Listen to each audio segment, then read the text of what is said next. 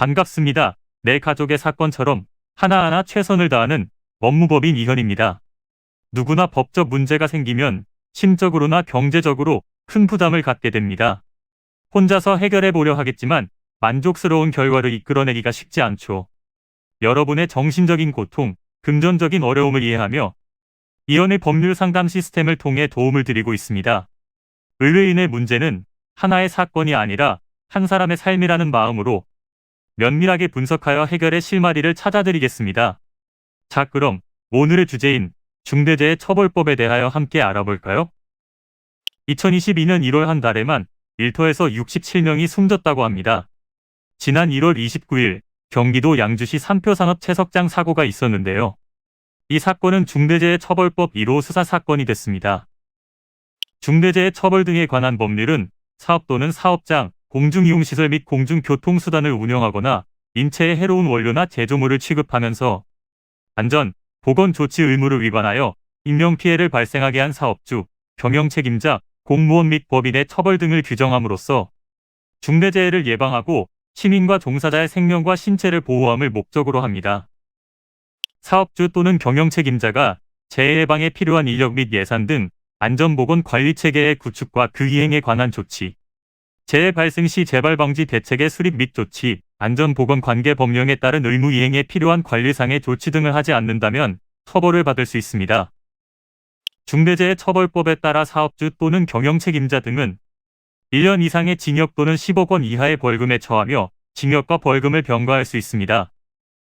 그리고 이러한 의무를 위반하여 동일한 사고로 6개월 이상 치료가 필요한 부상자가 2명 이상 발생하거나 동일한 유해 요인으로 급성 중독 등 직업성 질환자가 1년 이내에 3명 이상 발생한다면 7년 이하의 징역 또는 1억 원 이하의 벌금에 처하게 됩니다. 본 법률상 징벌적 손해배상을 면하기 위해서는 고의 또는 과실이 없음을 입증해야 하므로 이를 위해서 활용할 수 있는 근거 자료들을 준비할 수 있어야 합니다. 중대재해처벌법은 우리가 주의를 기울였어야 할 의무들을 다시 한번 확인하자는 취지이므로 그동안 안이하게 생각했던 부분에 대해 재차 확인하고 보완하려는 노력이 필요합니다. 이는 간단히 분석될 문제가 아닌 경우들이 대부분이므로 꼭 법률적인 상담을 받아보는 것이 현명하다고 볼 수 있습니다.